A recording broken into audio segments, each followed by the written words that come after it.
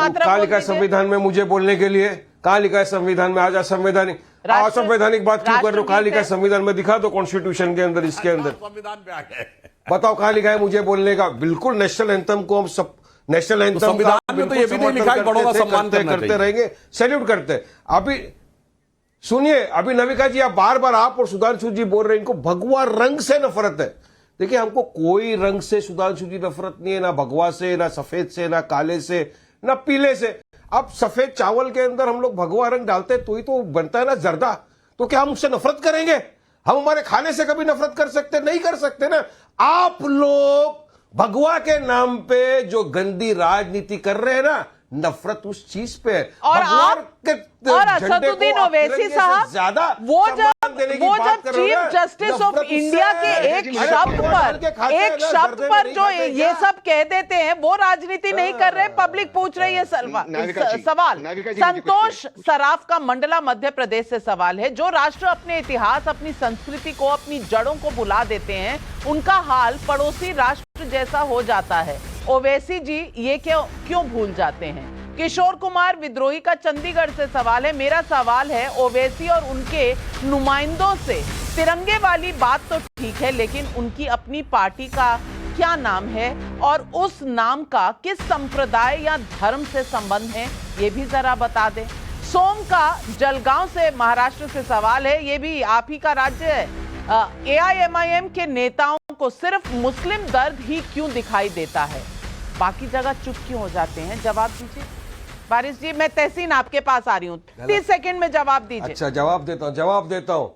जिन लोगों ने भी सवाल किया है, मैं तमाम लोगों को दिखाना चाहता हूँ कि बिल्कुल हमारी पार्टी का नाम ऑल इंडिया मजलिस इत्तेहादुल मुस्लिमीन है। जिस तरह अकाली दल है, जिस तरह शिवसेना है, वो शिवसेना जिसके साथ बीजेपी इतने साल सत्ता में थी और अभी भी सत्ता में आ रही थी मगर टूट गया, डाइवोर्स हो गया, तो हमारी पार्टी का नाम है। लेकिन हम सेक्युलरिज्म की जीती जागती मिसाल है। याद रखो भाई लोग, जो सवाल किए हैं, हमारी पार्टी ने दलित भाइयों को टिकट दिया। हमारी पार्टी में नॉन मुस्लिम हमारे भाई कॉर्पोरेटर भी हैं हमारे पास। बताओ बीजेपी के पास कौन सा आज की तारीख में कैबिनेट मंत्री है जो मुसलमान है? आजादी से लेके अब तक एक भी मुसलमान कैबिनेट मिनिस्टर ही नहीं है। दिया था बहुत से। अरे हमारी बहुत महिलाओं को टिकट दिया हमने। आप गुजरात चलिए, हमारे साथ मध्य प्रदेश चलिए, आप मेरे साथ चलिए, अभी तमिलनाडु के अंदर, महाराष्ट्र में हमने टिकट दिया। जहां चुनाव हो गया है हमारे पास महिला नहीं थी, लेकिन जहां अभी होना है मैं वहां की सैर कराने ले जाऊंगा। ये वारिस पठान जी आपका जवाब जो है वो गले नहीं उतर।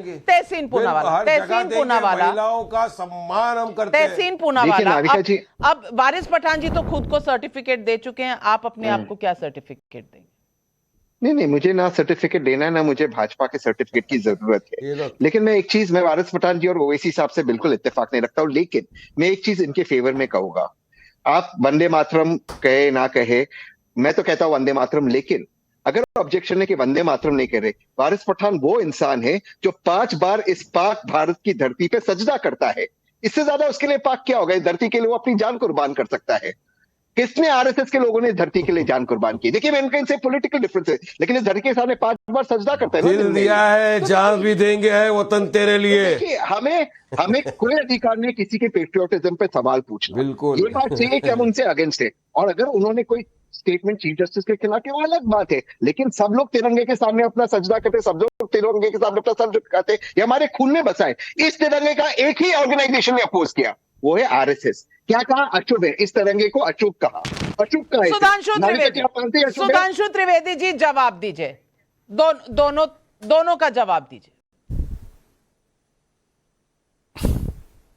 देखिए, पहली बात तो वारिस पठान जी शिवसेना का नाम सांप्रदायिक कह गए।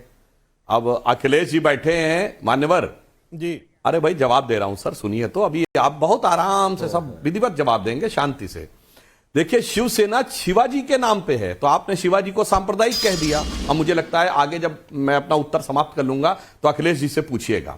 हर्षवर्धन त्रिपाठी जी ने अभी भारत की कई सेना की रेजिमेंटों के बारे में बताया था। आपको पता है मराठा लाइट इन्फेंट्री का ध्येय वाक्य क्या है? छत्रपति शिवाजी महाराज की जय। और उसका पहले ध्येय वाक्य जानते हैं क्या था अंग्रेजों के जमाने तक? हर हर महादेव। अब सुनिए, उसके बाद सिख लाइट इन्फेंट्री का है बोले सोनिहाल सत श्री अकाल। अब सुनिए, राजपूत रेजिमेंट का है राजा रामचंद्र की जय। जाट रेजिमेंट का है जाट बलवान जय भगवान।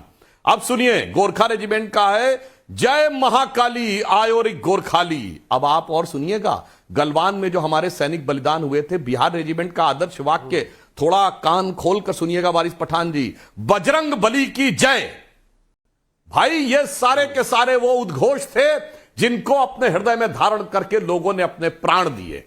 इसलिए मैं आपसे कहना चाहता हूं जनाब, ये जो आप कहने का छलावा ओढ़ते हैं ना, ये सारी की सारी चीजें भारत की मूल संस्कृति की थी, जिन्हें सांप्रदायिक कर दिया गया जब भारत के कॉन्स्टिट्यूशन के साथ फ्रॉड करके आपातकाल के समय में उसका प्रियम्बल बदला गया। ये मैं फ्रॉड इसलिए कहता हूं, बाबा साहब अंबेडकर ने कहा था संविधान का प्रियम्बल संविधान की आत्मा है, और वो आत्मा बदली गई तब जब संविधान की और लोकतंत्र की आत्मा कुचल दी गई थी, सारा विपक्ष जेल में था। अब मैं तहसीन भाई का जवाब देता हूं। तहसीन भाई ने पिछले वाले शब्द में कहा कि आरएसएस, वो भाजपा तो थी ही कहां 47 में। अब हमसे सवाल मांगने लगे कि स्वतंत्रता आंदोलन में हमने कितना जान दिया, मगर आरएसएस ने क्या किया आपको बता देना चाहता हूं। जवाहरलाल नेहरू ने 26 जनवरी 1963 को संघ को गणतंत्र दिवस परेड में इसलिए बुलाया कि 1962 के चीन के युद्ध के समय संघ ने जो साथ दिया नेहरू जी का, उस जवाहरलाल नेहरू का जिसने प्रतिबंध लगाया था हमारे ऊपर, हमने आपसी विरोध छोड़कर साथ दिया। नेहरू जी ने भूरी भूरी तारीफ की और गणतंत्र दिवस से बुलाया। अब सुनिए मान्यवर, 1965 वॉर के समय लाल बहादुर शास्त्री जी ने द्वितीय सरसंघ चालक माधवराव सदाशिवराव गोलवलकर यानी श्री गुरु जी को आज कंसल्टेशन के लिए बुलाया। क्यों? 65 के युद्ध के समय संघ की भूमिका की तारीफ। बिल्कुल। अब सुनिए, स्वतंत्र भारत के इतिहास में पहला बलिदान राष्ट्रीय अखंडता के लिए श्यामा प्रसाद मुखर्जी ने दिया। और सुनिए, जिस समय बहुत लंबी है, 30 सेकंड वारिस पठान जवाब दीजिए, 30 सेकंड में जवाब दीजिए वारिस पठान, समय कम है मेरे पास। देखिए, अभी इन्होंने कहा, अभी सुधांशु जी ने कहा शिवसेना का, मैंने किया, इन्होंने कहा हमारी पार्टी का नाम क्या है, मैंने कहा ऑल इंडिया मजलिस इत्तेहादुल मुस्लिमीन, जैसे शिवसेना की पार्टी का नाम। क्या मैंने शिवसेना को बदनाम किया? नहीं, शिवाजी महाराज की इज्जत तो आप मैं हम सब करते हो, तो ग्रेटेस्ट वॉरियर थे हमारे जमाने के।